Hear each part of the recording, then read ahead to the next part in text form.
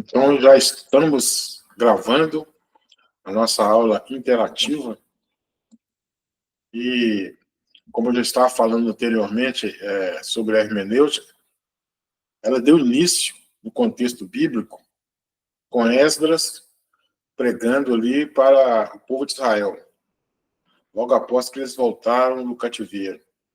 Nós também falamos da hermenêutica no Novo Testamento. Nós falamos sobre a interpretação hermenêutica do próprio Jesus, do apóstolo Paulo, a maneira que ele interpretava a Bíblia, nós já falamos isso.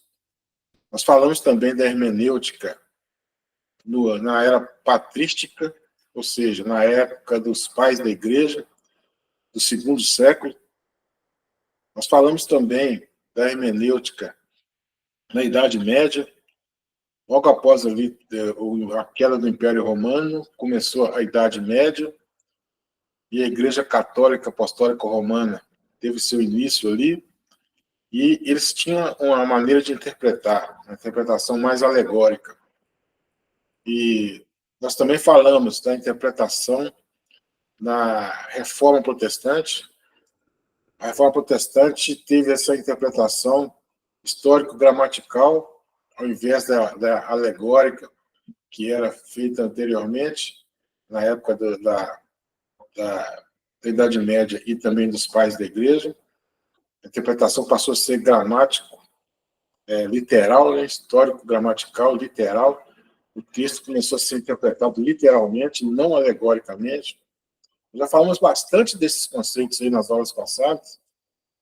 Só lembrando aí que nós estamos com a Lourdes. Que seja bem-vinda aí a Lourdes, né?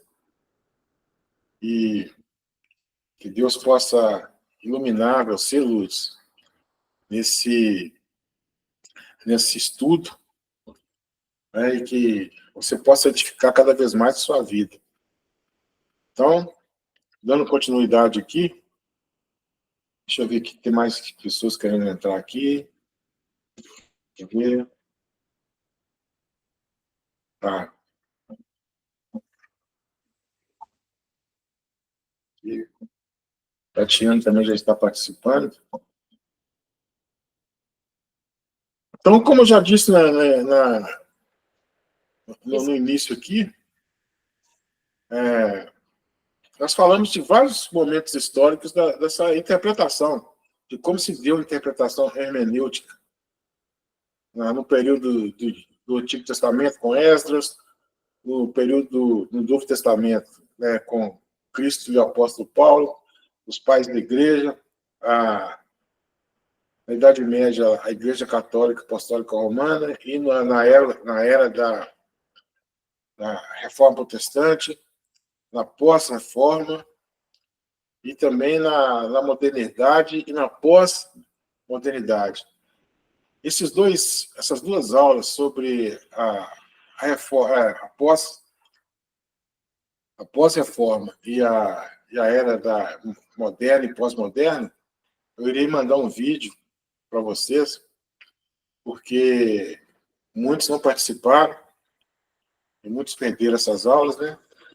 E para a gente não ficar muito tempo aqui parado, assim, eu resolvi pular essas duas aulas e gravar um vídeo depois para vocês, né? Então, vocês podem aguardar que eu irei gravar uma aula que se chama... Essa aula nossa aqui é interativa, porque vocês estão ao vivo.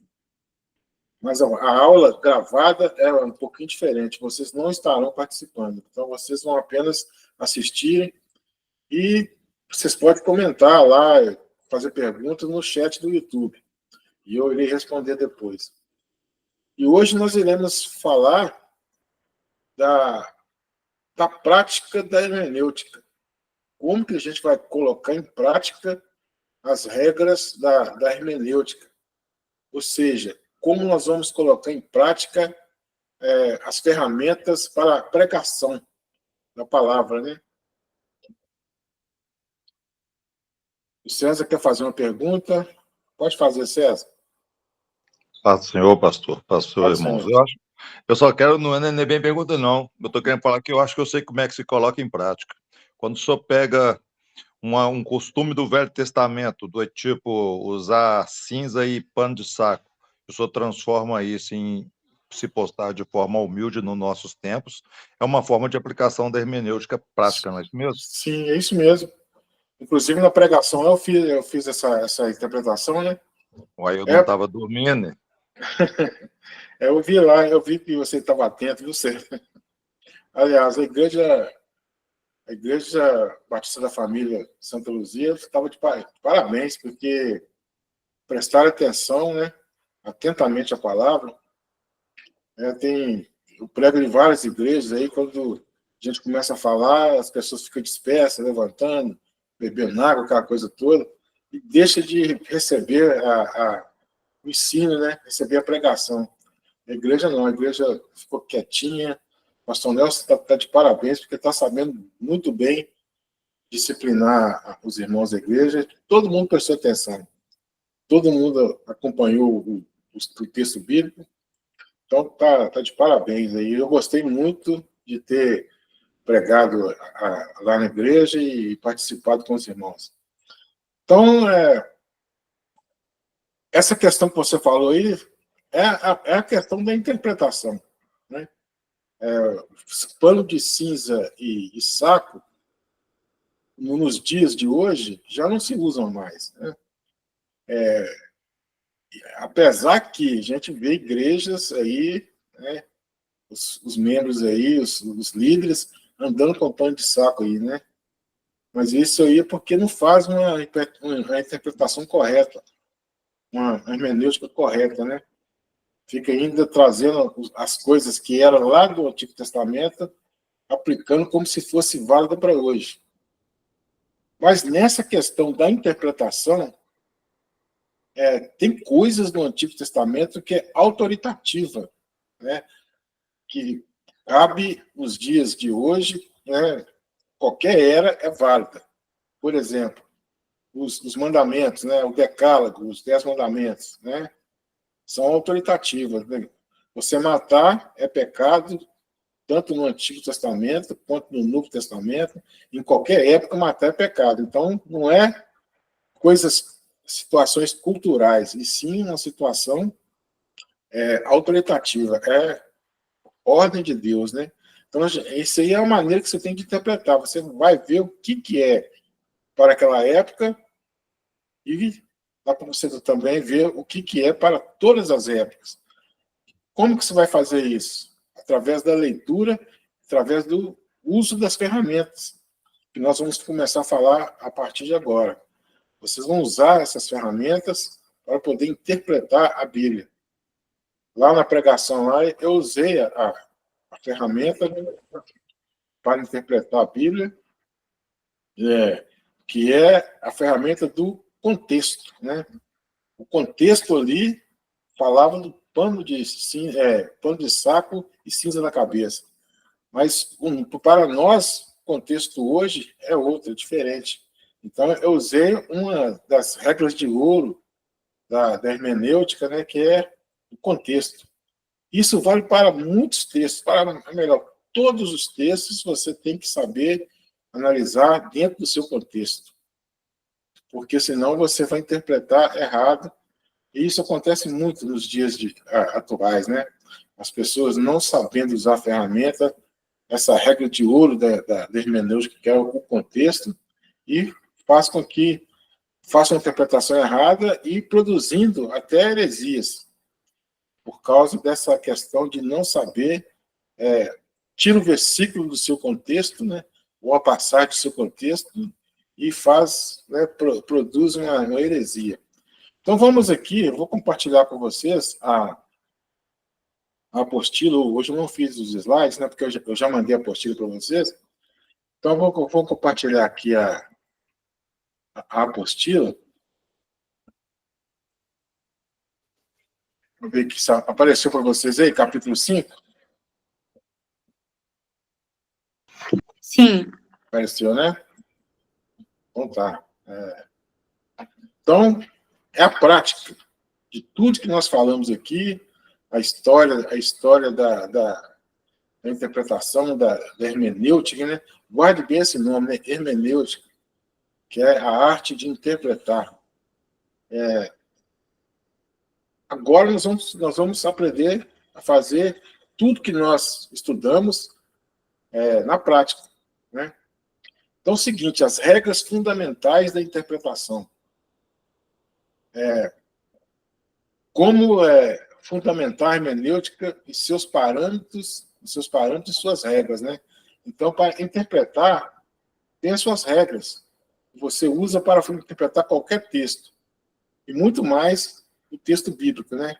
Que diz, ao analisar um texto bíblico, com a intenção de interpretar e fazer uma exegese é retirar do texto o que ele está falando, né? Retirar do texto o que ele está dizendo, né? Tirar para fora. O sentido aqui de exegese é tirar para fora, né? Literalmente. É necessário que tiramos nossas principais conclusões a partir de recursos internos e não de nossas próprias, aqui do texto, né?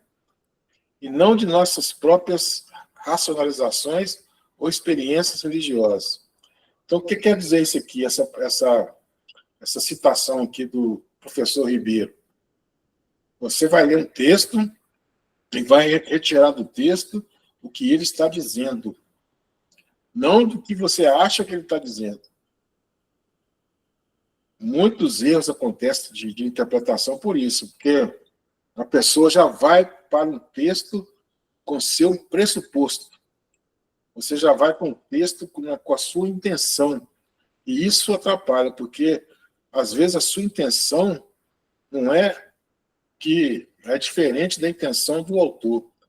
E então, você tem que ter esse cuidado. Você vai ler o texto, primeiramente, você vai ver o que o autor quis dizer. Eu estou falando isso aqui desde o princípio. O texto bíblico, ele tem uma mensagem a ser repassada para nós. E essa mensagem tem que ser respeitada. Porque senão você vai interpretar de maneira errada. E isso serve para qualquer leitura. A leitura de um bilhete, aquela pessoa que escreveu o bilhete, ela quer repassar uma mensagem, né? E essa mensagem, a vontade do autor, ela tem que ser respeitada. Porque se você ler um bilhete de uma pessoa e interpretar de outra maneira, você vai estar destoando da vontade do autor daquele bilhete. Você vai entender errado. Com a Bíblia, não é diferente. Porque a Bíblia tem, cada passagem tem um porquê. Cada passagem bíblica tem a sua definição e você tem que entender isso. Porque se você não entender, você vai interpretar errado. Como eu disse lá na pregação de ontem, lá, Daniel capítulo 9, qual que era a intenção de Daniel? Era orar a Deus para que Deus pudesse cumprir o seu propósito, né, que tinha para aquele povo. O povo já estava na época deles voltar para a Terra Prometida. E Daniel observou isso, foi lá nas Escrituras, do profeta anterior a ele, que foi Jeremias, e viu que já tinha uma profecia dizendo que o tempo de Israel ficar lá naquele exílio seria de 70 anos. E já tinham passado 70 anos. Então ele orou a Deus para que Deus confirmasse a sua própria palavra. E porque ele viu que o povo estava pecando ainda, que o povo ainda não estava preparado. Ele orou pedindo perdão pelos seus próprios pecados e também pelo pecado do povo. E Deus ouviu a sua oração e, posteriormente, um pouco tempo depois, o próprio imperador Medo-Persa, chamado Ciro o Grande, ele assinou um edito liberando o povo de Israel para voltar para a Terra Prometida, né? Através de Esdras, né? Esdras foi aquele que também, através da oração, ele convenceu ao Médio Persas lá, o rei, né, o imperador, a autorizar que o povo pudesse voltar para a sua terra prometida. Isso foi providência de Deus. Por quê? Daniel orou anteriormente, né? Você vê como que é, assim, como que você tem que entender o contexto histórico para você tirar suas conclusões e também para que você possa, como pregadores que vocês serão, né, ou pregadores que vocês são, saber passar a mensagem para a sua comunidade de fé da maneira correta. Deixa eu ver aqui. Não, que dá. Bom, então vamos lá. No estudo da hermenêutica, principalmente a bíblica, existem parâmetros que regem a interpretação. Esses parâmetros são as ferramentas que nós usamos, né, para poder interpretar um texto bíblico. São algumas ferramentas. E você tem que saber usá-las corretamente para que esse texto seja interpretado mais próximo da verdade possível. Eu não vou falar que a gente vai conseguir tirar 100% da verdade, mas você pode tirar muito perto disso quando você usa as verdadeiras ferramentas. Então vamos lá. Existe o sentido verdadeiro, ou seja, o texto bíblico tem um sentido verdadeiro, ou seja, cada texto tem um sentido único e que é determinado pelo seu autor. O que seria isso? Existe um texto, esse texto só tem um sentido.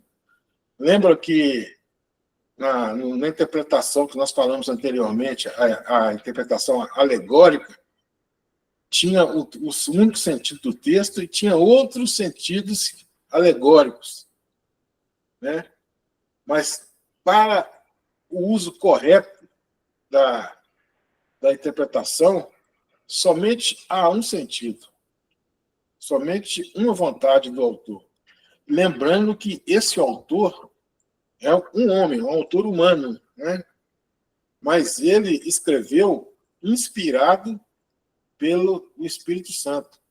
Então, o que a gente pode concluir disso? Existe um autor divino que inspirou toda a Bíblia, né? E existe também um autor humano que redigiu, escreveu toda a Bíblia, né? Ou melhor, redigiu. A Bíblia tem, como nós já estudamos lá na Bibliologia, ela foi usada 40 homens para escrever a Bíblia, né? E cada autor, cada pessoa que escreveu um texto ou um livro, né, melhor dizendo, um livro bíblico, ele usou as suas próprias características, tanto as suas características culturais, geográficas, a sua maneira de entender. Deus usou os homens de acordo com a sua capacidade. Veja bem que nós tivemos escritores da Bíblia que eram reis, nós tivemos escritores da Bíblia que eram médicos, no caso de Lucas, né?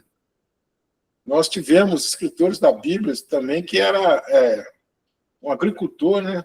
Era plantador de sicômoro, ou também um boiadeiro, né? que era boiadeiro. Então, quer dizer, Deus usou cada homem, cada pessoa, dentro das suas características, para escrever essa palavra, essa bendita palavra, que é a nossa Bíblia Sagrada. Então, ela, ao mesmo tempo que a Bíblia é um livro divino, que foi inspirado por Deus, né, pela pessoa do Espírito Santo, e ela também é humana, porque quem escreveu, quem redigiu, foi pessoas que eram humanas, homens. Só que, naquele momento que o homem estava escrevendo, quem estava inspirando esse esse homem era o próprio Deus. Então, nesse momento ali, não tinha falhas, não tinha erros. Aquelas pessoas que escreviam inspiradas por Deus, né, na pessoa do Espírito Santo, elas não tinham condições de cometer erros, porque Deus, ele é infalível. Então, quando Deus inspirava, aqueles escritos eram infalíveis, não continha erros. Então, a Bíblia Sagrada, é por isso que eu falo, né, que nós, os teólogos falam, né, que a Bíblia Sagrada, nos seus autógrafos, ou seja, nos seus escritos inspirados, ela é infalível. Ela não contém erros. Essa Bíblia que nós temos hoje, elas passaram por diversos processos, né? Os originais, os autógrafos, já não existem mais. Há muito tempo deixaram de existir. E houve escribas que redigiram a Bíblia, né? Copiaram a Bíblia, foi copiando, cópia após cópia. E nisso aí aconteceu que, em alguns momentos, esses escribas escreveram coisas que não tinha nos autógrafos, né? Nos originais. Então, essa Bíblia que nós temos hoje, ela possui várias versões. Então, por isso que a gente vê algumas versões que são muito diferentes das outras no uso das palavras, né? Mas o que acontece? Que a gente pode ficar mais tranquilo. Nas situações que demonstram a veracidade da Bíblia, ou seja, nas situações fundamentais para a nossa fé, ela continua não tendo erro algum, ela continua correta, ela continua inerrante. O que você precisa saber para ser salvo? A Bíblia, ainda depois desse processo que teve de escribas, pós-escribas, né? Ela continua certa, continua correta. Às vezes pode ter alguma distorção, pequena distorção. Os historiadores, né, eles entendem, as pessoas que estuda a disciplina de manuscritologia, eles dizem que 97% a 98% da Bíblia contém todas as mensagens que nós precisamos saber. Alguma coisa ali, através dos erros de copistas, de escribas, podem trazer alguma dificuldade, mas é o mínimo. Então, você pode ler a palavra de Deus sem medo, e ela está 99%, eu jogo para 99%, ela está corretíssima. Né? 100%, veja bem, 100% seria os autógrafos, aquelas primeiros escritos que saiu ali da pena dos autores, dos profetas e dos apóstolos. Mas hoje, essa Bíblia que nós temos, pode ter certeza que ela é rica e ela, quase toda ela, na sua totalidade, ela contém escritos que são corretíssimos. Então, você pode continuar confiando no que está escrito nas versões da Bíblia Sagrada.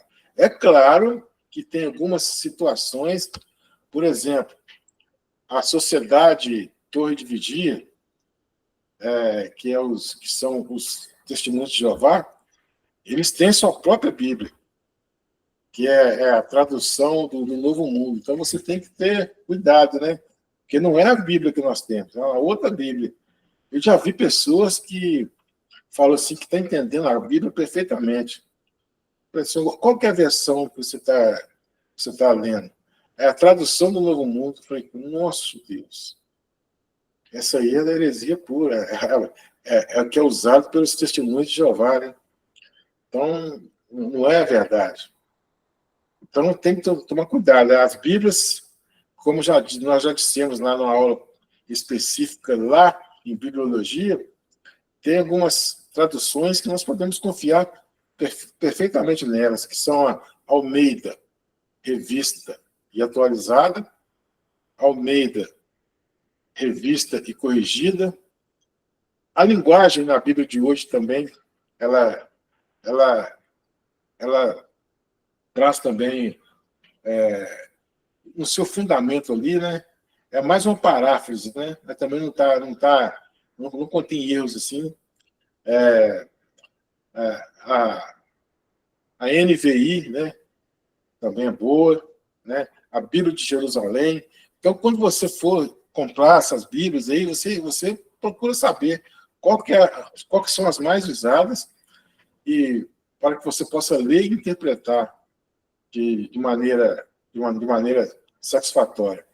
Agora, o bom mesmo seria você conseguir ler os textos na original, tanto no hebraico e no grego. Vai ser muito difícil, porque você aprender uma língua estrangeira não é fácil. E se tratando ainda do hebraico e do grego, que são as línguas que a Bíblia foi escrita, né? Algumas porções também foi em aramaico. Então, é uma dificuldade, é difícil, né? Você saber esse idioma. Mas as Bíblias em português que nós temos, elas são confiáveis. Você pode ler sem medo. Elas são confiáveis, né? Então, aqui. Então, existe um sentido verdadeiro. A citação diz aqui, ó, com efeito, a tarefa de interpretação, ao menos que no tocante às categorias históricas gramaticais de interpretação dos textos, consiste aqui, ó, na identificação da intenção do autor.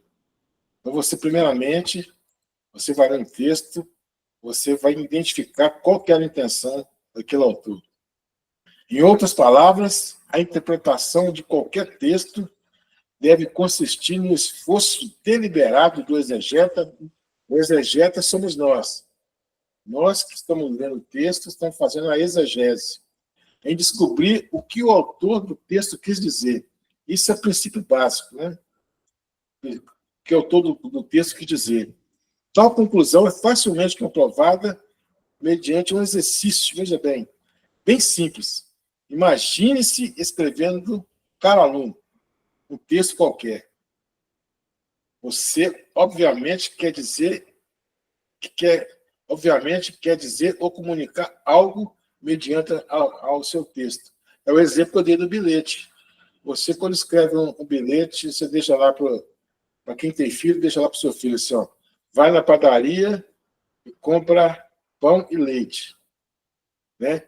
Aí o seu filho pega, lê o texto e vai saber o que você quer. Você quer comprar pão e leite. Aí, digamos que seu filho pega o seu bilhete e fala assim, está mandando comprar pão e leite aqui, mas ela está querendo que eu compre também uma barra de chocolate. Eu vou comprar essa barra de chocolate. Ele está interpretando o texto corretamente? Não está. Ele está colocando uma intenção dele dentro daquele texto. Então, esse é o princípio, né? Você não deve colocar a sua intenção dentro do texto. Você tem que ser fiel àquele escrito, né? Então, entendam bem isso, né? Deixa eu ler essa citação aqui por inteiro, que é muito interessante, né? Esse leitor, enquanto lê os seus escritos, de repente se depara com algo que não entendeu. Então, às vezes a pessoa está lendo o texto e depara com algo que ela não entendeu. Pode ser uma palavra, uma sentença ou qualquer trecho que se apresenta obscuro. Então, a pessoa não entendeu, né, aquela mensagem. Diante da compreensão que o leitor está experimentando, estando ciente de que você é autor do texto, às vezes o seu filho não entendeu o que você quis dizer naquele texto. Como você está perto, né? Como você está perto dele, que você está logo ao seu lado, né? Você, o autor do texto, está logo ao seu lado, não é evidente que o leitor irá dirigir-se a você, né? O autor do texto, para sanar sua dúvida. Então, quando você está lendo o texto que uma pessoa escreveu, e a pessoa está do seu lado, a pessoa está perto de você, você pergunta para ele, né? Isso aí é tranquilo, né? Fácil. Certamente que sim. Isto só expõe a realidade universal de que o autor do texto, quem exclusivamente pode transmitir com precisão a mensagem que queria transmitir. Então, somente o autor do texto, que eu quero que vocês entendam é isso. Somente o autor do texto que tem a condição de transmitir para você o que realmente ele quis escrever. Logo, quando se busca compreender o sentido de qualquer texto, é a busca pela intenção do autor que devemos empreender. Então, você tem que buscar a intenção do autor. Mas nós podemos perguntar para o apóstolo Paulo o que ele escreveu, o que ele quis dizer em um determinado texto? Não, porque o apóstolo Paulo já não vive mais. Ele já faleceu há milhares de anos, né? Nós podemos perguntar para o apóstolo Pedro. Então, os profetas do Antigo Testamento, nós temos como perguntar para eles? Então, por isso que nós temos que usar essas ferramentas. É por isso que nós temos que usar, porque há alguns abismos entre nós e o escrito bíblico. Veja bem, primeira coisa, a Bíblia foi escrita, tem textos bíblicos que foi escrito há 3.500 anos atrás, né? Dentro de uma outra cultura, um contexto, veja bem, aqui entra a situação do contexto, no contexto histórico diferente, no contexto cultural diferente, no contexto geográfico diferente. Então, há esses abismos. Há também um abismo linguístico. Os textos do Antigo Testamento foram escritos em hebraico e algumas porções em aramaico. Essas línguas já não existem mais. O hebraico bíblico, ele não existe mais. O que existe é o hebraico moderno. Então, há outra dificuldade. O aramaico, poucas tribos lá falam aramaico, né? O grego que foi escrito no Novo Testamento é o grego koiné. O grego koiné já não existe mais também. Existe o grego moderno. Então, é um abismo. E muitas vezes nós lemos as cópias, né, as traduções, que trazem ainda um pouquinho mais de dificuldade. Mas, mesmo assim, a gente consegue, através do uso dessas ferramentas, você fazer uma interpretação condizente com o que diz o texto, né? Então, essa é a primeira regra, né? O texto só tem um único sentido, e esse sentido é determinado pelo autor, né? É uma regra que nós temos que guardar. Se vocês conseguirem guardar essas regras aqui, essa primeira regra, já é um bom caminho andado, né? A outra regra aqui, as escrituras interpretam a escritura. Então, quer dizer, primeira regra de ouro aqui, há um sentido único. A outra regra aqui, a escritura interpreta as próprias escrituras. Então, aqui, ó, por exemplo, você sabe que em Gênesis 3,15 está escrito lá que o descendente porém inimizade entre ti e a mulher, né? Deus falando com a serpente. O descendente da mulher irá esmagar a cabeça da serpente, irá esmagar a cabeça, sua cabeça. Quem que é esse descendente da mulher? Quem é nascido de mulher que veio e esmagou a cabeça da serpente? O próprio Jesus. Então, a Escritura interpreta a própria Escritura.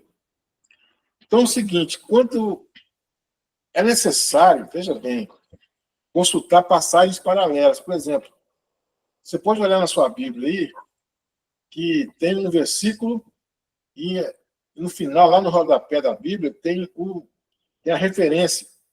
Por exemplo, em outras partes da Bíblia que tem aquela mesma referência que você está lendo ali. Então, isso aí é um facilitador para você. Então você já vai ler um versículo ali, você vai ver na referência, numa outra porção bíblica, que aquele versículo é repetido, ou então explicando o que você acabou de ler. Veja bem aqui, o exemplo que nós temos aqui. É necessário consultar as passagens paralelas. Veja bem, guarda isso aqui. Passagens paralelas.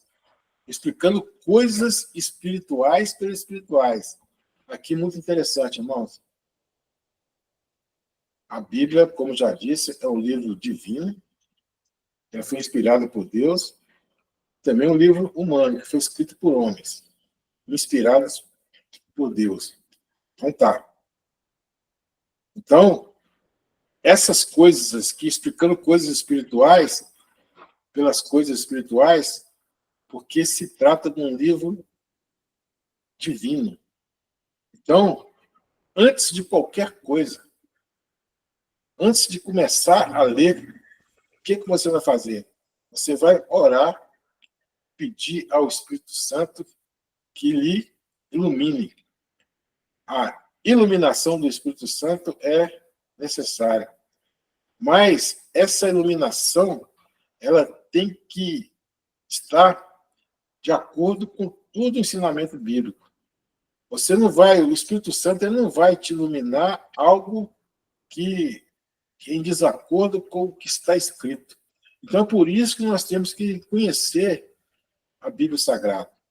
Eu lancei um desafio aqui no começo das nossas aulas para as pessoas lerem a Bíblia pelo menos uma vez no período do curso. Não sei ainda se as pessoas fizeram isso, mas eu falo para você, se você ainda não leu a Bíblia toda, lê essa Bíblia toda. E não lê apenas uma vez, lê várias vezes, porque aí você vai ter uma noção melhor do que essa questão de passagens paralelas, né? Você vai ter uma noção melhor, porque a partir do momento que nós estamos estudando a palavra de Deus, nós temos que ser conhecedor da palavra de Deus. Quando você for fazer uma prova lá da ordem dos batistas, lá na Umipan, a primeira coisa que é perguntado para você lá é se você leu a Bíblia toda. E se você não leu a Bíblia, eles já te desclassificam você nem começa a prova. Então você tem que, o estudante de teologia, ele tem que ler a Bíblia. E não é ler a Bíblia somente uma vez. Eu falo uma vez, que é o mínimo. Mas você tem que ler várias vezes. Tem muitas maneiras de você ler a Bíblia aí, que o pessoal repassa aí e tal. Hoje tem uma facilidade muito grande para você ler a Bíblia através dos aplicativos aí. Você pode ouvir a leitura, né? Que facilita muito, mas leia a Bíblia toda, para você entender o contexto geral. Porque as Escrituras, elas interpretam a própria Escritura. Se tem uma passagem bíblica difícil de entendimento, ela vai ser interpretada à luz de uma passagem bíblica que tem entendimento mais fácil. Veja que essa é a segunda regra que nós estamos falando, né? A primeira regra que é um sentido só, e a segunda regra é que as Escrituras interpretam as próprias Escrituras. Alguém quer perguntar aí? Professor, Pois não. está me escutando? Tô? Deu problema aqui na tela. Está escutando? Tô. A leitura da Bíblia ela é algo ímpar. Sim. Eu particularmente não consigo ler em sequência. Eu leio por assuntos, leio por livro, às vezes eu leio mais por livros. Só que quando você lê, passa mais ou menos um tempo, você volta ali, que você já leu, você fala, gente, isso aqui já está grifado, eu já fiz comentário, eu já li, e você vai ler de novo e já vem outro, parece que vem um entendimento novo. A Bíblia tem essa mágica de você ler e às vezes parecer que você não tinha lido. Só um comentário. Porque, beleza, César, o comentário seu foi pertinente. É o seguinte, você lê a Bíblia uma vez. Você tem coisas ali que, na primeira leitura, você passa despercebido, né? Aí você, na segunda leitura, você já vai ver, e assim sucessivamente. Então, quanto mais você lê, ou então você lê e também você medita na leitura, né? Você examina, né, essa leitura, você aprende ainda mais, né? Você consegue fixar ainda mais. Mas você ler, é necessário você ler. Né? Tem gente que fica na igreja a vida inteira, 30 anos na igreja, e não lê a Bíblia nenhuma vez. Aí fica complicado, né? Porque quando você for fazer um evangelismo, você vai ter que saber algumas passagens, alguns versículos que falam sobre o evangelismo.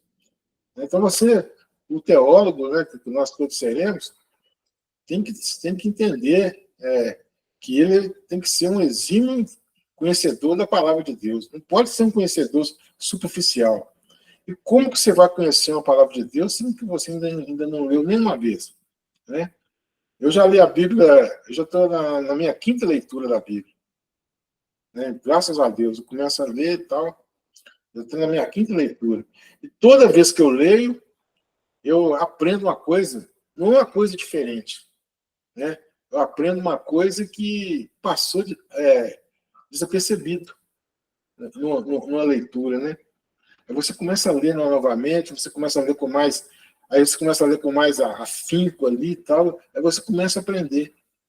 É assim que você desenvolve o seu conhecimento, né, das Sagradas Escrituras.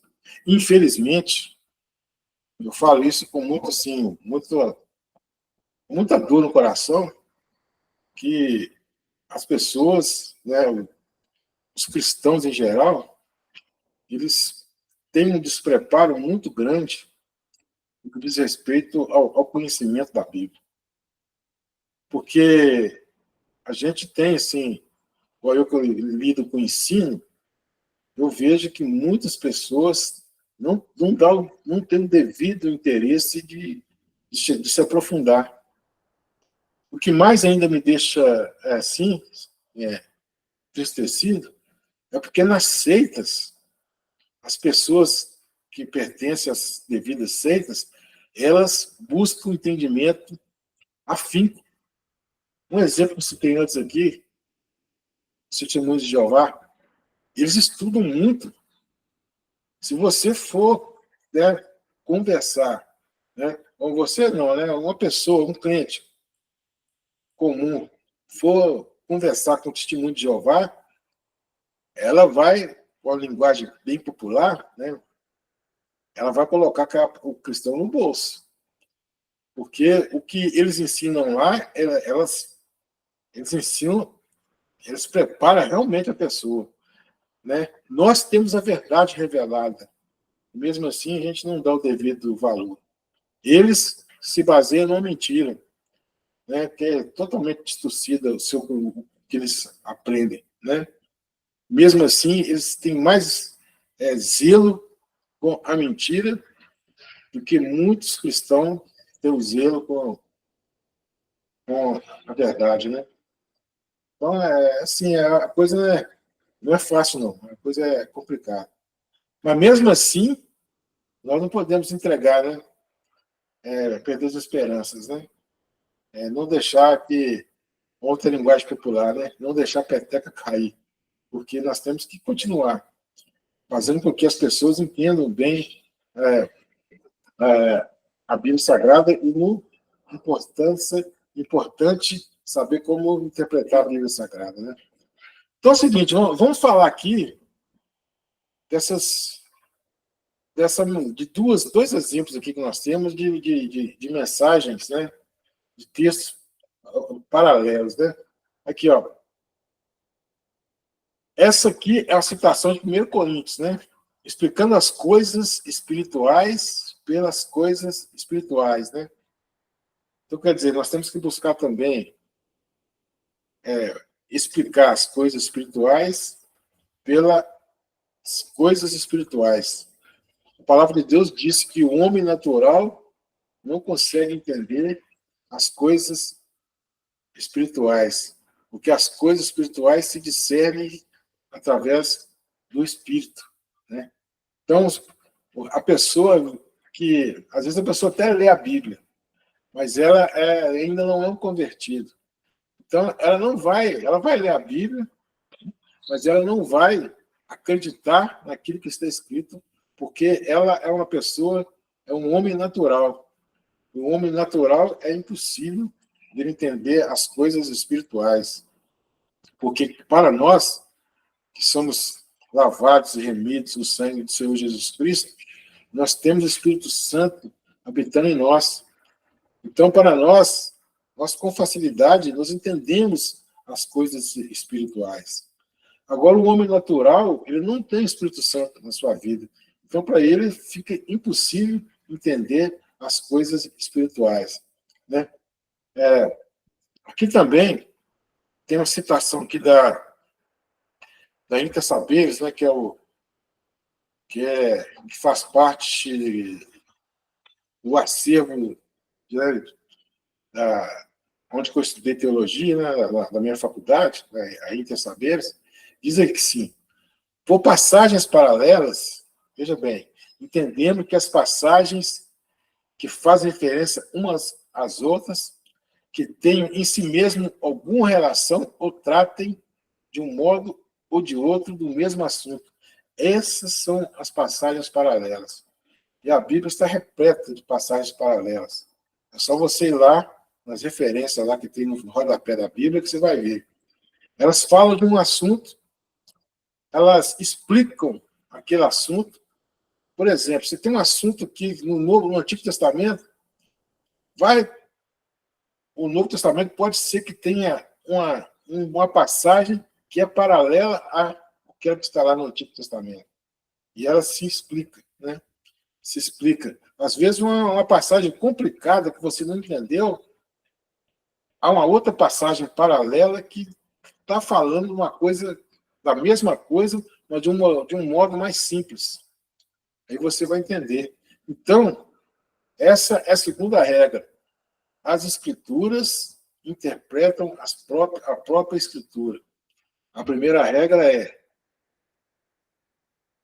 existe um sentido verdadeiro, um sentido que o autor quis, é determinado pelo autor. Essa aqui, as Escrituras interpretam a própria Escritura. Se você guardar aqui na sua mente, né, essas duas regras aqui, você já vai clarear muita coisa para você. Né?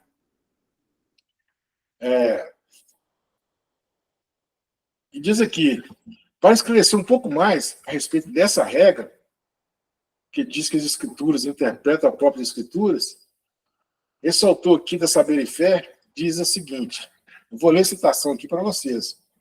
Sobre essa proposição, alguém pode contestar dizendo que os autores humanos não estão disponíveis para ser consultados. Isso é verdade. Os autores humanos, os autores que os profetas e os apóstolos não estão mais aqui.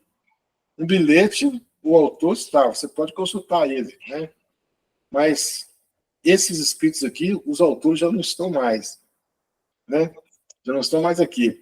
Mas o autor divino, sim. Veja bem, o autor divino, sim, ele está ainda presente, porque Deus ele é o mesmo ontem, hoje e será o mesmo eternamente. Então, o autor divino está aí, está sim. Que age no leitor do crente através da obra da iluminação. Quando nós falamos aqui, ó, iluminação. Antes de interpretar qualquer texto, você vai pedir a iluminação do Espírito Santo. Né? Todavia, embora seja verdade que o Espírito Santo ilumina os cristãos, né, na compreensão das verdades espirituais, lembra que nós falamos aqui? Verdades espirituais? Qualquer conclusão que se chegue pela interpretação da Bíblia deverá ser respaldada pela própria Bíblia. Então, você não pode chegar a uma conclusão, dizer que é inspirado, é iluminado pelo Espírito Santo, inspirado não, iluminado pelo Espírito Santo, e essa iluminação não está respaldada pela própria Bíblia. Você está interpretando errado. Então, por isso que você tem que conhecer. Quando eu falei que nós temos que conhecer a Bíblia, é por isso. Qualquer verdade ou conclusão que se tome partindo de uma interpretação da Bíblia, se não tiver coerência com a própria Bíblia, ela não será verdadeira. A Bíblia interpreta a própria Bíblia. Lembrando-nos do conteúdo estudado em doutrinas das Escrituras e do fato de que a Bíblia possui um só autor primário, a Bíblia possui um autor primário, né? que é Deus, o próprio Deus, né? Lembrando que a gente tem a doutrina da Trindade, que Deus Pai e o Deus Espírito Santo, eles são Deus, né? E o Deus Filho também é Deus, né? Então, quando eu falo aqui que a Bíblia é inspirada por Deus, que é pelo Espírito Santo, é a mesma coisa, né? Não tem diferença, não. E ela não se contradiz. Não se contradiz. Muitas vezes, parece que está se contradizendo alguma coisa. Mas, na verdade, não há uma contradição. Há uma... não há uma contradição. Porque a Bíblia tem que ser lida dentro do seu contexto. Às vezes, uma coisa que parece que está contradizendo a outra, mas se você for olhar o contexto, ela não está contradizendo, e sim ela está se complementando. Um exemplo aqui, o apóstolo Paulo, ele escreveu lá em 2 Coríntios, ou melhor, em Efésios, capítulo 2, diz que pela graça sois salvos mediante a fé. Isso não vem de vós, é dom de Deus. Então você só é salvo pela graça. Já o apóstolo Tiago, ele fala que você é salvo pela graça e também pela fé. Pela fé, né? Mas também por obras. O apóstolo Paulo aqui fala que não somos salvos por obras. Mas se você for analisar, parece que é uma contradição, né? O Paulo está dizendo uma coisa e que Tiago está dizendo outra. Mas não é isso. Porque a salvação, o apóstolo Paulo está falando para um público. E o apóstolo Tiago está falando para outro público. O que é o correto a gente interpretar? Quando ele fala que a fé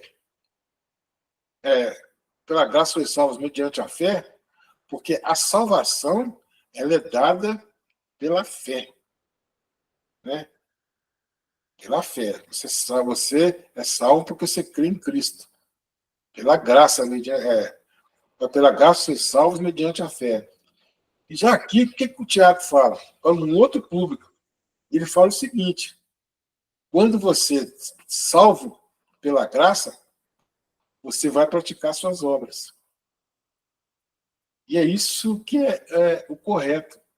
Porque quando você é salvo pela graça, você vai desejar fazer as obras. Então, as obras, ela complementa a sua salvação pela graça. Se você diz, né, salvo pela graça, e não tem desejo nenhum no seu coração de fazer as obras, aí você tem que analisar, será que fui salvo mesmo? Porque a salvação vai produzir em mim o desejo de fazer a obra. Isso acontece com todos os crentes. Quando você é salvo pela graça, mediante a fé, você vai produzir boas obras. Essas obras são feitura de Deus. Até a própria obra foi Deus que fez para a gente poder demonstrar que nós somos salvos pela graça. Então, ele está falando coisas para pessoas diferentes. E se você for olhar o contexto, não tem contradição alguma. São duas coisas corretas. Então, você tem que analisar o contexto. O contexto é importante demais para você analisar.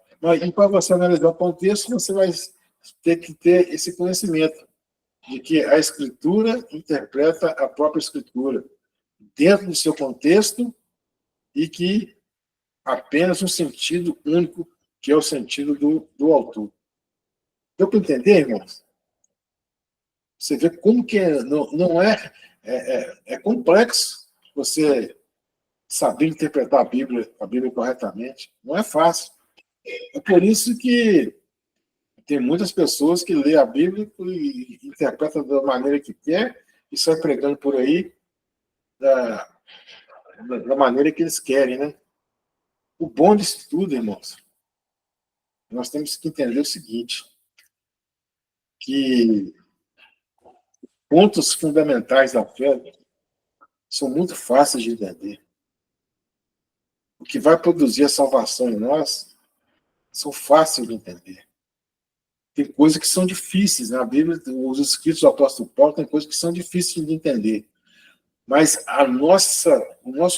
os pontos fundamentais da nossa fé, ele é de fácil entendimento. É fácil. Eu vou repetir mais uma vez aqui para os irmãos guardarem. Existe o esqueleto, né? Os pontos fundamentais da nossa fé, que é muito fácil de você entender. Se você ler a Bíblia, você vai entender facilmente. É que a Bíblia é a palavra de Deus, esse é um ponto inegociável, que Jesus é o Filho de Deus, também inegociável.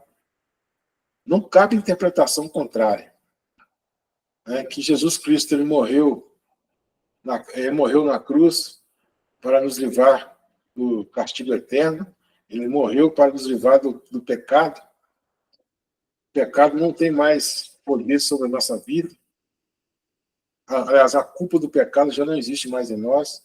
Nós ainda pecamos, mas a culpa do pecado foi tirada e o Senhor Jesus Cristo levou sobre si todas as nossas iniquidades. Esse é um ponto fundamental também. Ele morreu na cruz para nos salvar. Outro ponto fundamental é que ele ressuscitou. Isso é básico da nossa fé. Se alguém dizer para mim que Jesus não ressuscitou, ele não tem comunhão comigo, porque nós acreditamos em coisas diferentes. Jesus foi assunto aos céus, não tem nenhuma dúvida disso. Ele está à direita do Pai, né? Como nosso sumo sacerdote, intercedendo por nós. E ele é o Senhor da história, né? Que ele vai voltar também, um ponto fundamental. Isso é fácil de entender, não é? Ele vai voltar. Não sei quando, não sabemos quando, mas que ele vai voltar, vai. E que haverá um juízo.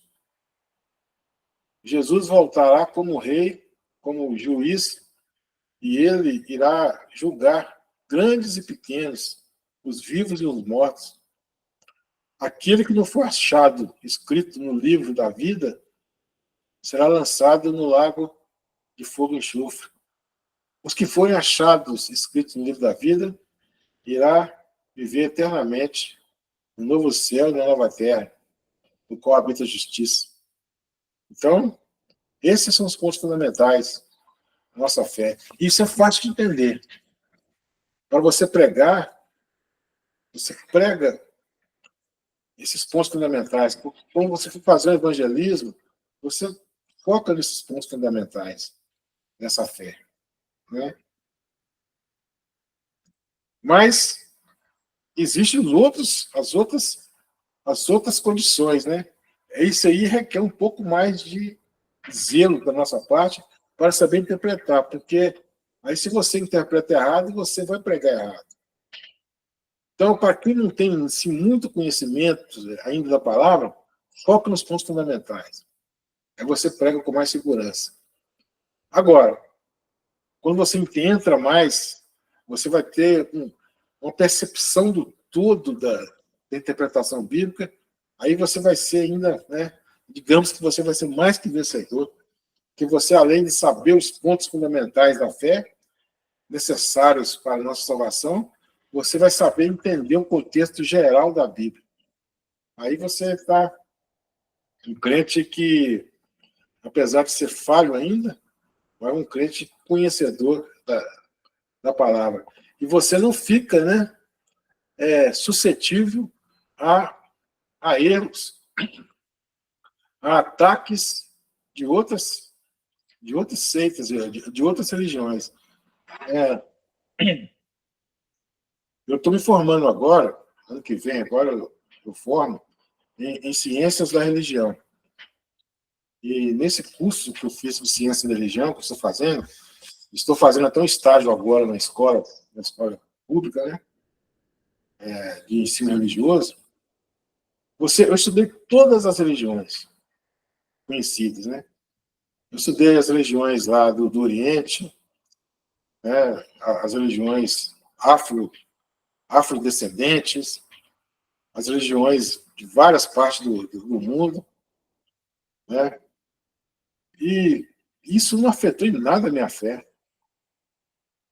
porque eu já tenho uma base boa, isso não afetou em nada. Eu continuo acreditando que o único suficiente Salvador para nós é Jesus, e que que a verdadeira palavra de Deus é a Bíblia. Isso não me afetou em nada. Conhecer, entender os diálogos interreligiosos, né, o ecumenismo, isso para mim não mudou em nada a minha fé. Eu vou ser um cientista da religião daqui a um ano, e esse cientista da religião, a minha fé não afetou em nada. Esse curso de cientista da religião não afetou em nada.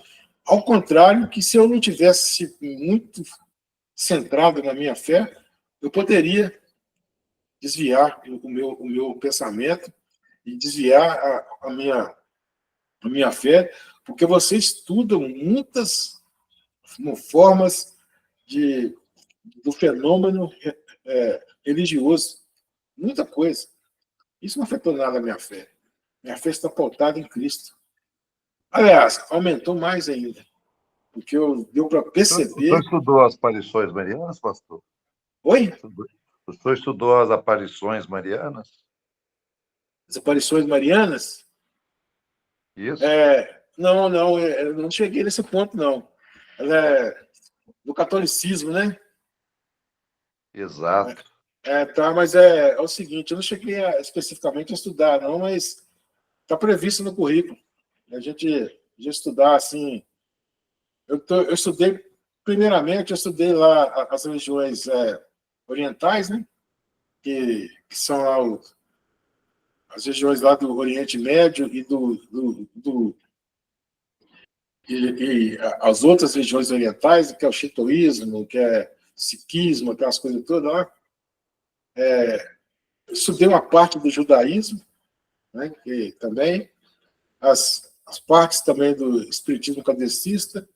Estudei também as religiões afro, né? Afrodiaspórica ou afrodescendente, e o cristianismo, né? Que é a nossa religião. Então, eu estudei, assim, essas religiões. E, especificamente, ainda não passei por essa questão do estudo católico, que ainda está dentro do cristianismo. Veja bem, né? Está dentro do cristianismo, mas eu não estudei especificamente, não. Mas ainda, como cientista da religião, vou ter que estudar, vou ter que entender tudo, né? Mas é isso, aumentou mais a minha fé, aumentou ainda mais a minha fé, porque eu vi que a verdade está em Cristo. Não prejudicou em nada. Muitos chegam até se desviam, né? Não prejudicou em nada a minha fé. Estou falando aqui ainda nessa questão da... Deixa eu ver quantas horas. Tem um tempinho ainda. Faltam uns 25 minutos ainda. Então é o seguinte. Qualquer verdade ou conclusão, né, que se tome partido de uma interpretação da Bíblia, se não estiver coerente com a Bíblia, ela não é verdadeira.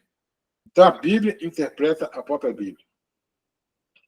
Então, nós já falamos sobre o contexto, nós já falamos sobre um sentido único do autor, né? E falamos também agora a Bíblia interpreta a própria Bíblia.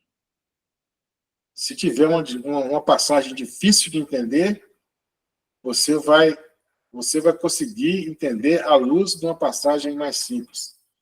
Tem vários exemplos aqui, depois eu vou passar para vocês. Aqui, ó. Alguns exemplos práticos aqui, né, que eu acabei de falar agora. Né? Esse aqui é alguns exemplos práticos. O apóstolo Paulo, na carta aos Gálatas, 6,17, ele faz a seguinte afirmação: quanto ao mais, ninguém me moleste, porque eu trago no corpo as marcas de Jesus. Né? Ele traz no corpo, né, a marca de Cristo. Paulo ele foi fustigado com varas, né?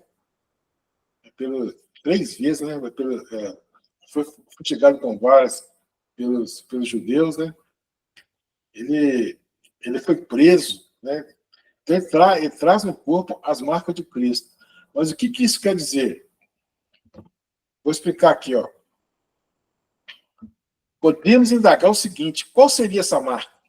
Ele falou que tem as marcas, traz no corpo as marcas de Cristo, né?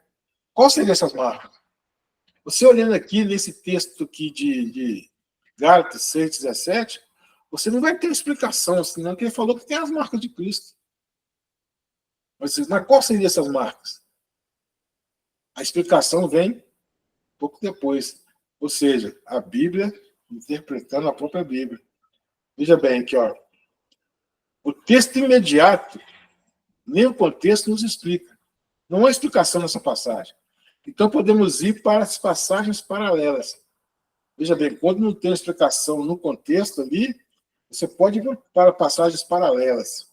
E essa passagem paralela está em 2 Coríntios 4:10, que diz: levando sempre no corpo o morrer de Jesus, para que também a sua vida se manifeste em nosso corpo.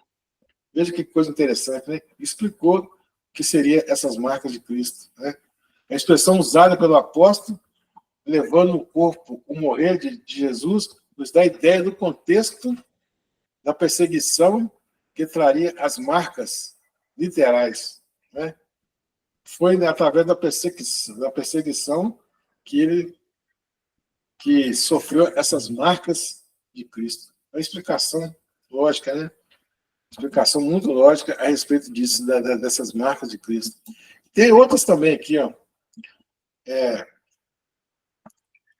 Outro exemplo que nos esclarece ainda mais a esse respeito está em 2 Coríntios 11, 23-25. Sou ministro de Cristo, falo como fora de mim. Eu ainda mais em trabalhos, muito mais em prisões, em açoites, sem medida. Veja bem que o apóstolo Paulo foi açoitado, né? Ô, gente, eu fico pensando, tem hora que eu fico... Às vezes acontecem coisas tão pequenas, né? E a gente, muitas vezes, desiste, né? Às vezes desiste do ministério, às vezes desiste da igreja, né? Abandona a igreja. Às vezes um sofrimento, a pessoa fala assim, não vou ficar na igreja não, que estou sofrendo e não vejo nenhuma resposta. Veja bem, o que o apóstolo Paulo passou. Ele é um homem, né, de grande, uma notoriedade muito grande. E ele, depois que se converteu a Cristo, você acha que as coisas melhoraram para ele? Não. As coisas pioraram. Ele foi perseguido, ele foi açoitado, ele entrava num barco, o barco afundava. Ele caiu numa ilha lá, foi mordido pela serpente. Ele tomou açoites, né? Ele foi açoitado com uma quarentena menos 40. Ele tomou um açoite de uma quarentena menos um, porque era o máximo que podia tomar, era uma quarentena. Ele tomou 3 vezes uma quarentena menos um, porque se não inteirasse os 40, ele poderia ser açoitado mais vezes. Então ele foi 3 vezes, 5 vezes, né? Aqui, ó, diz aqui, ó. Fui 5 vezes recebido dos judeus uma quarentena de açoites. Menos um, 39. Ele recebeu 39 chibatadas. Porque se recebesse 40, era o máximo que podia.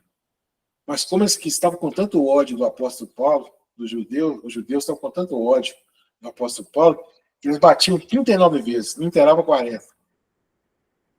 Para poder bater de novo mais 39 vezes. Não inteirava 40. Para bater de novo durante 5 açoites. Né? Uma quarentena de açoite menos um. Fui 3 vezes fustigado com varas. Né? Uma vez apredejado. em naufrágio 3 vezes. Uma noite passei na voragem do mar. Veja bem que coisa, tanta coisa aconteceu com o apóstolo Paulo. Mesmo assim, ele não abandonou o ministério. Mesmo assim, ele não abandonou de pregar a palavra. Né? E eu estou falando isso aqui, irmãos, para a gente reforçar um pouco mais a nossa fé também, né? Não deixar se abater. Não está nem... Aqui é um exemplo aqui dessa questão da interpretação aqui, que ele guardava em si as marcas de Cristo. Mas eu não posso perder a oportunidade de falar para os irmãos quanto o ministério do apóstolo Paulo foi sofrido. Às vezes a gente passa por um sofrimento assim, tão insignificante, e a gente já pensa em desistir das coisas. Né? Quantas pessoas aí a gente vê por coisas pequenas, larga o ministério e não volta mais. Abandona a igreja. Não se lembra de que o sacrifício maior Jesus fez na cruz. Né? Não se lembra que foi Jesus que morreu na cruz para nos salvar. Então é uma coisa que a gente tem que saber interpretar, né? Essas coisas também, à luz da palavra de Deus, e saber aplicar. Isso é uma questão de aplicação. Quando você estiver pregando aqui, você pregar uma passagem dessa aí, você pode fazer o que eu estou falando aqui como uma aplicação para a igreja nos dias atuais, né? Uma aplicação. Então, quer dizer, ele não abandonou, o apóstolo Paulo não abandonou. Já pensou se Cristo fosse abandonar tudo ali, naquele momento ali? Ele poderia ter dado a ordem aos anjos, né? Que seria 12 legiões aí de anjos que ele podia chamar para tirar ele da cruz. Mas ele tinha que cumprir um propósito. Era salvar a humanidade. Ele permaneceu firme. Então nós temos que permanecer firmes também no que Deus nos comissionou, né? De pregar a palavra a tempo e fora de tempo. Né? Então, há uma maneira de você interpretar também essas marcas de Cristo. O apóstolo Paulo, é uma maneira que você entende com facilidade. Um texto não falou diretamente o que era, mas em outro texto veio a explicação. E aqui foi 3 textos usados aqui para poder explicar o que seriam essas marcas de Cristo. E o apóstolo Paulo ele carregava em si essas marcas, né, de Cristo. Vamos falar aqui, 2 textos bíblicos nos dá certeza de que a Bíblia interpreta a Bíblia, né, a própria Bíblia. Né? Juízes 13. O anjo do Senhor, né, que não é apenas um anjo qualquer. Aqui ele se apresenta, né? Veja bem, o anjo do Senhor. Aqui há um artigo definido, né? O anjo do Senhor, que não é apenas um anjo qualquer. Por isso que você tem que ler sabendo o que você está lendo para interpretar corretamente. Aqui ele se apresenta para Manoá, o pai de Sansão, com o nome de maravilhoso. Quem seria esse maravilhoso?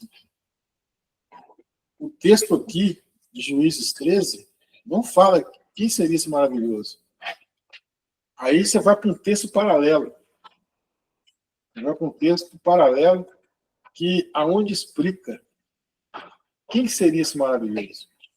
O texto paralelo que é atribuído o nome maravilhoso ao menino que nascera é Isaías 9,6.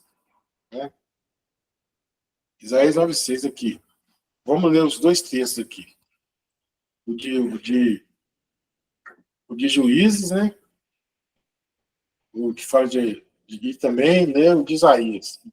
Porém, um anjo do Senhor disse a Manoá: ainda que me detenhas, não comerei do teu pão, e se preparares holocausto ao Senhor, o oferecerás. Porque não sabia Manoá que era o anjo do Senhor. Perguntou Manoá ao anjo do Senhor: qual é o teu nome? Para que quando se cumprir a tua palavra, te honremos.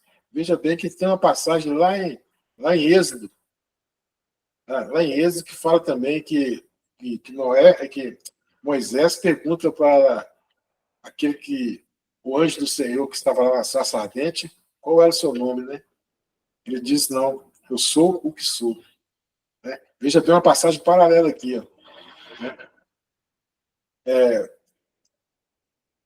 Aí respondeu-lhe o anjo e disse-lhe, por que me perguntas assim pelo meu nome, que é maravilhoso? Ele fala que o nome dele é maravilhoso. Né? Agora vamos lá para Isaías 9,6. Né? A Bíblia interpreta a própria Bíblia. Porque o menino nos nasceu, um filho se nos deu, o governo está sobre os seus ombros, e o seu nome era Maravilhoso, Conselheiro, Deus Forte, Pai da Eternidade, Príncipe da Paz. Então, quem era esse maravilhoso? Quem era o anjo do Senhor que apareceu ali para Manoá? O próprio Cristo. O menino nos nasceu. Esse menino é o próprio Cristo. O seu nome era Maravilhoso, Conselheiro, Deus Forte, Pai da Eternidade, Príncipe da Paz. Explicou ou não? Explicou quem era o maravilhoso. Né? Quem era o maravilhoso? Está explicado aqui. Então, nesse estudo nós fizemos aqui, nós estudamos aqui, falamos sobre algumas regras da interpretação. Então, concluindo aqui, né, nós estudamos primeiramente, há um sentido verdadeiro, ou seja, cada texto tem um sentido único que é determinado pelo autor. Beleza. Regra da interpretação. Então, você, quando vai interpretar a Bíblia, primeiramente você vai ver, você vai buscar o sentido do texto. Não vai buscar outros sentidos, alegorizando, não. Vai buscar o sentido do texto, o que o texto está falando. O sentido histórico, gramatical do texto. Né? Beleza. Aí você vai para a segunda regra aqui. As escrituras interpretam as próprias escrituras. Por que nós acabamos de falar aqui. Se tem um texto na Bíblia que você não conseguiu obter a explicação, vai ter um texto mais à frente que vai explicar esse mesmo texto.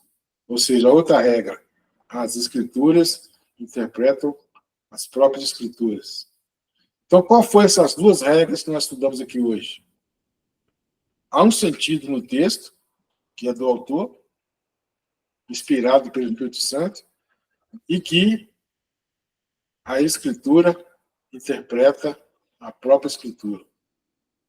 Então, nós estudamos essas duas, essa prática, né? Aí, depois do capítulo 6 aqui, nós vamos entrar aqui, né? Mais uma vez aqui, a escritura interpreta a própria escritura. Né? Aqui vai ter uma explicação mais tranquila para a gente entender, né? Os textos devem guardar o sentido literal, levando em conta as figuras de linguagem. Né? Quer dizer, o texto, ele tem... Se ele apresentar uma figura de linguagem, ela tem que ser... Essas figuras de linguagem, elas têm que ser interpretadas. Né? E na próxima aula nós vamos falar aqui ainda de que o texto deve ser entendido dentro do seu contexto, né? Imediato, geral, histórico. Né? Então, regra importantíssima. Importantíssima. Você tem que interpretar dentro do contexto. Tem um contexto imediato, tem um contexto geral e tem um contexto histórico. Você vai ler um texto bíblico. Se você não entendeu, você vai procurar as mensagens paralelas. Ou melhor, procura o texto imediato, no contexto imediato. Você não entendeu? Então é o seguinte, você lê um versículo. Você procura explicação desse versículo no seu contexto imediato. Aí você lê um capítulo. Se você não entendeu, você lê o livro. Se ainda você não entendeu, Se você ainda não tem explicação, você vai achar explicação na Bíblia toda. Por isso nós temos que ler a Bíblia toda, para a gente entender. A outra regra aqui é que a revelação bíblica ela é progressiva. Ela é progressiva. Ela começou lá em Gênesis, e foi de acordo com os propósitos de Deus, ela foi sendo progressivamente revelada. Primeiramente, lá em Gênesis, no Pentateuco, né? Depois lá em Êxodo, depois no Levítico, depois em Números, Deuteronômio, aí foi lá para os livros históricos. Então a Bíblia ela foi sendo explicada progressivamente, a revelação progressiva, que se finda no Apocalipse, né? A explicação progressiva. E depois também nós vamos estudar o sentido original. Se há um sentido original e literal, não busque um outro sentido. Também há outra regra também aqui da interpretação. E também os gêneros literários, né? Os gêneros, os tipos, né? Gêneros literários, que são, a Bíblia tem muitos tipos, né? Tem as gêneros literários, tem as leis, narrativas, poesias, provérbios. Você tem que ler dentro do seu gênero literário, né? Você não vai ler leis como se lê uma narrativa. Você não vai ler uma poesia como se fosse lei, né? Você não vai ler um provérbio como se fosse uma profecia. Então você tem que ler a Bíblia interpretar a Bíblia, ler e interpretar a Bíblia dentro do seu gênero literário. Vamos falar isso na próxima aula, né? Vamos falar também as figuras de linguagem que tem na Bíblia, a Bíblia é muito rica essa figura de linguagem. E também vamos ficar por aqui hoje, que faltam 5 minutos. Vamos ficar por aqui hoje. E na próxima aula nós estudaremos o capítulo 6. E já eu vou enviar. Tem que enviar uma prova para vocês aí no Novo Testamento, né? E depois eu vou enviar para vocês essa prova aqui. E depois iremos estudar a homilética, que é a arte de pregar. Aí vocês vão aprender a pregar usando as ferramentas corretas. Porque muitos pregadores aí lê o texto e prega atabalhoadamente, né? De forma atabalhoada, né? Mas o que é? O homilético vai ensinar você a pregar dentro das regras. É uma aula muito, muito gratificante também, quando você aprende a pregar dentro das regras, né? Para que a sua comunidade de fé entenda com mais facilidade, né? Mais facilidade, entenda, e você possa edificar a vida da sua comunidade de fé. Você possa edificar ensinando o que é a doutrina genuína da Bíblia, né? Aí vai ser na nossa próxima disciplina, e nós vamos encerrar esse módulo.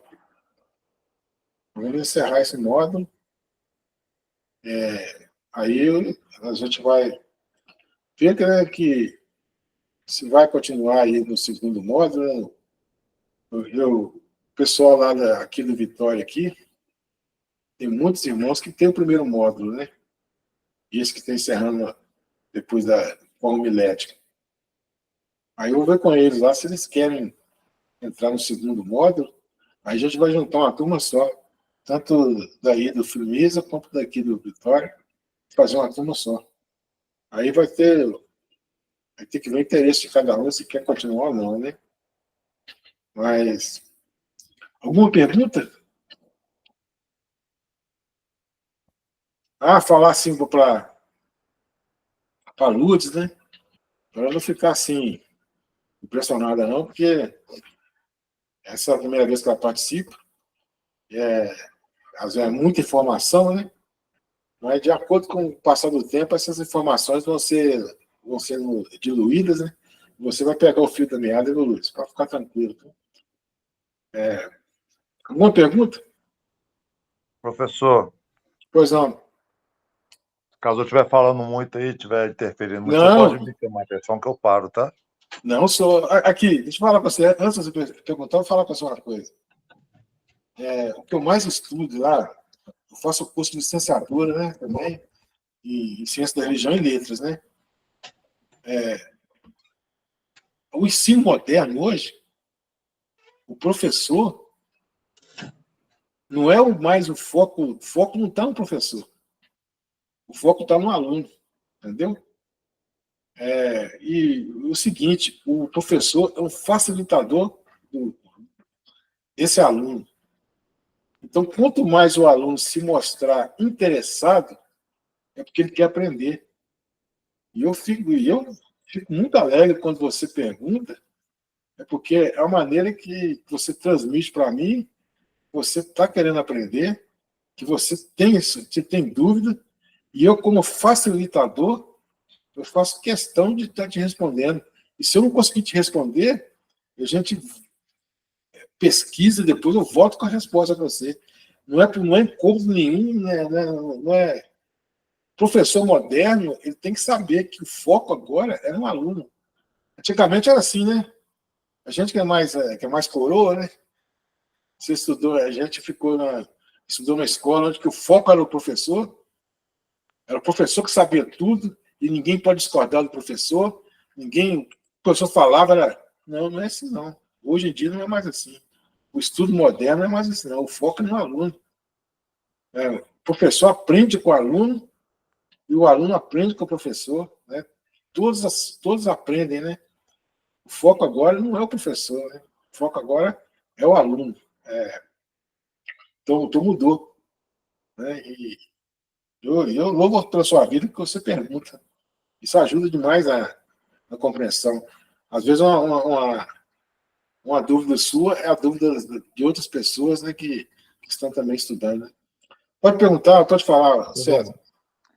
No contexto atual, nos tempos modernos, eu vou falar muito que o que foi pregado na Bíblia, o que foi ensinado lá nos inícios do milênio, do primeiro milênio, era outro tempo, era outra sociedade. O que falou ali para o homem ou para a mulher, na verdade, hoje se aplica tanto ao homem quanto à mulher. Entretanto, Paulo, lá em Coríntios, 1 Coríntios, ele, quando vai falar dos deveres, das obrigações e das proibições do casamento, primeiro ele fala para os homens, depois ele fala para as mulheres. Em que contexto da hermenêutica isso vai se adequar? Comparativo não é teleológico, teológico, imediato? Ó, o que fala, por exemplo, né, lá em Coríntios, né, na 1 Ele Coríntios, fala o que é do homem e o que é da mulher, né? E aí tem é, uma certa divergência atualmente, não, isso vale para os dois, tal. Só que ele falou bem claro o que é para o homem e o que é para a mulher. aí é o seguinte, aí é o que eu falei anteriormente. Nós temos que entender o que é descritivo, o que é autoritativo. Por exemplo, quando fala lá que a mulher ela tem que ser submissa ao homem, né? Então, uma passagem assim, né, que lá em Efésios, né? Efésios É 5, fala. Em Timóteo que ele fala isso. Aí em Timóteo eu sei que ele fala, em Efésios eu não sei, mas em Timóteo ele fala. Efésios 5 ele fala também que a mulher tem os deveres domésticos, né? A mulher tem que ser submissa ao homem e tal. Mas se você entender o que seria essa submissão, a Bíblia nos ensina que homem e mulher, em essência, eles são a mesma coisa. Tem a mesma coisa. O homem, tanto o homem como a mulher, foi feito à imagem e semelhança de Deus. Então não tem assim uma diferença. O homem não é mais importante do que a mulher, nem a mulher é mais importante do que os homens. Né? Não tem essa distinção. O que acontece ali é que o apóstolo Paulo define alguns papéis, né? Do homem e da mulher. Né? Às vezes por exemplo, ele fala lá que o homem é o cabeça da mulher, assim como Cristo é o cabeça da igreja. Ali está atribuindo os papéis, né? Os papéis que o homem tem e os papéis da mulher tem. Ele fala assim que a mulher, que o homem ele tem que amar a sua mulher. né? E se necessário for, ele tem que dar sua vida pela sua mulher. Aí é uma coisa que, né? Se necessário for, você tem que dar sua vida para sua mulher. A palavra, nesse caso aí, ela é autoritativa, é autoridade, então serve para qualquer época. Né? A interpretação é qualquer época. Agora, a mulher ser submissa ao homem, o que o homem não vai interpretar isso de maneira errada e maltratar a mulher, não é isso, não. Essa submissão da mulher quer dizer o quê? Quer dizer que o homem ele tem o dever, né, de proteger essa mulher como um vaso mais fraco, né, o vaso mais fraco, a palavra fala fraco, mas é um vaso mais melindroso, né? O homem tem que proteger a mulher. E a mulher tem que ser submissa ao homem nesse ponto, porque se o homem é bom para a mulher, se o homem trata a mulher bem, ela não vai ter problema nenhum, né, nessa questão da submissão. Uma coisa também, né? Submissão não quer dizer que um é melhor do que o outro. Quer dizer que tem um papel diferente. Nós somos submissos a todos os momentos. Eu sou submisso ao meu patrão. Eu tenho que ser submisso ao meu pastor. Ele é melhor do que eu? Não. Ele é um ser humano igual a eu, mas o papel que ele está exercendo é o papel de pastor. Então eu tenho que ser submisso a ele. E ele, se ele pastoreia da maneira que ama a sua ovelha, eu não vou ter problema nenhum de ser submisso a ele. Assim, essa é a questão. Então, é para nossos dias, sim. O que não é para nossos dias são as coisas que são da cultura do povo. Por exemplo, as mulheres entrar com véu na igreja de Corinto. Era para aquelas mulheres ali daquela época, porque elas havia culturalmente essa necessidade de elas usarem o véu. Não é que as mulheres têm que usar o véu no dia de hoje, nos dias atuais. Não há essa necessidade. Mas a mulher, ela tem que fazer parte da igreja. Eu falo assim, uma coisa que há muita controvérsia, né? De que a mulher não possa exercer uma função de liderança, né? Dentro da igreja. Eu creio que a mulher ela pode sim exercer uma função de ensino dentro da igreja, né? Ela pode exercer essa função. Eu tenho uma dificuldade de entender que, por certa vez, eu era de uma igreja que a pastora da igreja ela era pastora titular e o seu marido era o pastor auxiliar. Aí eu tenho uma dificuldade, porque o papel de liderança ali dentro da igreja foi dado para o homem. Não é questão de machismo, não é nada disso, não. Mas o que acontece é isso. Há uns ensinamentos ali, mas o contexto é outro, tá? Mas ali o apóstolo Paulo está sendo bem claro. Né? Ela pode exercer função, né? As mulheres podem exercer função até de pastora? Pode. Pode sim. Mas o que acontece? No caso de uma igreja, eu entendo que o pastor tem que ser um homem, né? O líder tem que ser um homem, porque é o papel dele. Aí há muitas interpretações a esse respeito, mas eu tenho essa interpretação. Eu acho que dessa forma. Então, tem coisas que servem para todas as épocas, de todos os tempos. Né? Tem coisas que são somente para aquela época. Né? E lá em Timóteo, você falou aí, fala sobre os deveres, né, dos bispos, né, e dos diáconos. Né? Eu creio que é isso que você está falando. Que os bispos têm que ser marido de uma só mulher, né? Tem que não ser muito avesso a gostar de bebidas, né? Não tem isso também. É isso que está escrito lá, entendeu? Isso também serve para os dias de hoje. Né? Os líderes, o bispo, tem que ser assim, tem que ser uma pessoa com uma certa integridade, né? Não pode ser de qualquer maneira. Não pode ser um mentiroso, não pode ser avesso gostar muito de usar muitos bens materiais, né? Ser afeito muito a essas coisas, e tem que ser um homem correto, né? Tanto para os bispos, né, que falam lá, né? Os líderes, e os diáconos também, a mesma coisa, tem que ser correto. O marido de uma mulher. É o que diz lá em Timóteo, né? E é correto, serve para nós hoje. Se interpreta assim, dessa forma hoje. Né? Diferente das coisas culturais que era para aquela época. Né? Tem coisas que é autoritativa, tem coisas que é descritiva. A autoritativa serve para todos os tempos, todas as épocas, todas as eras. Né? Tem coisas que era só para aquela época. Nós temos que saber interpretar isso. Quando você lê o texto, você tem que entender isso, tem que interpretar isso. Né? Mais alguma pergunta?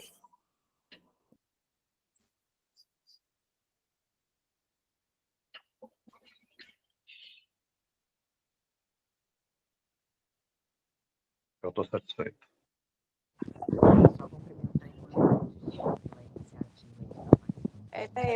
Boa noite. Obrigada, pastor. Eu entendi, eu fiz minhas anotações aqui.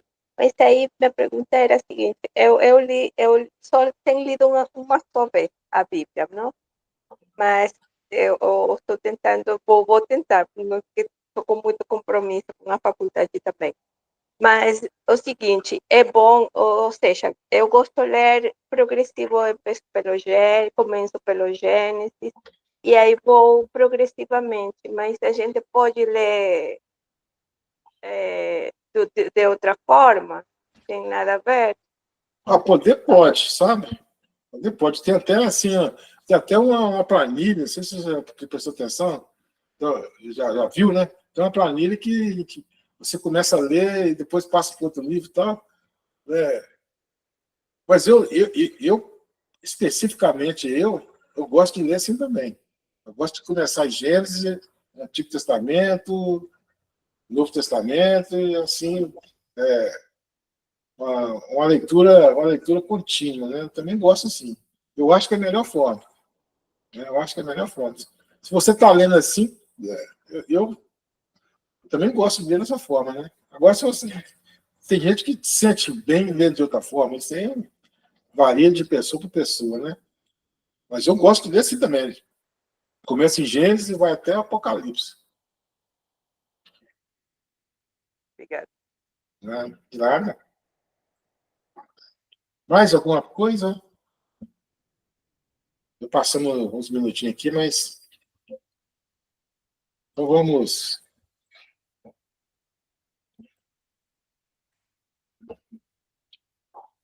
parar aqui o compartilhamento.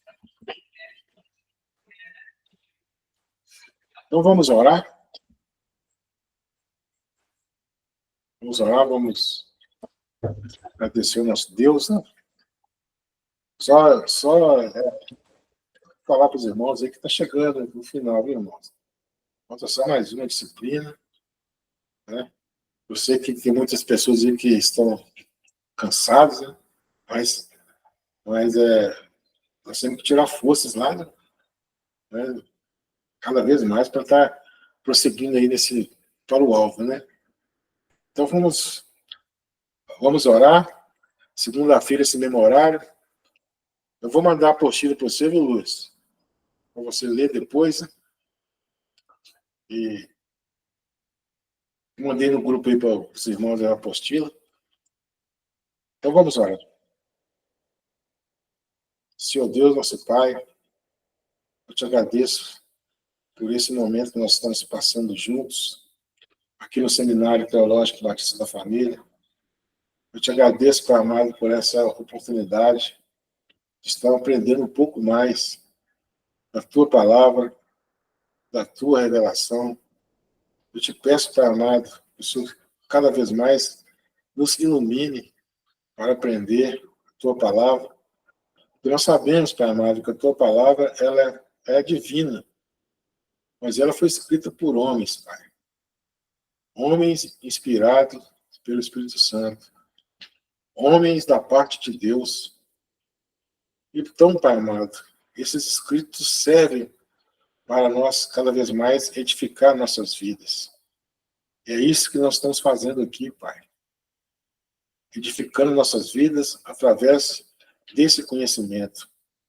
Pai amado, Pai querido, eu sei que muitas vezes bate o desânimo, bate a dificuldade, mas em nome de Jesus eu te peço, Pai, dê para nós essa força de estar prosseguindo, que nós possamos terminar, porque nós queremos terminar a boa obra.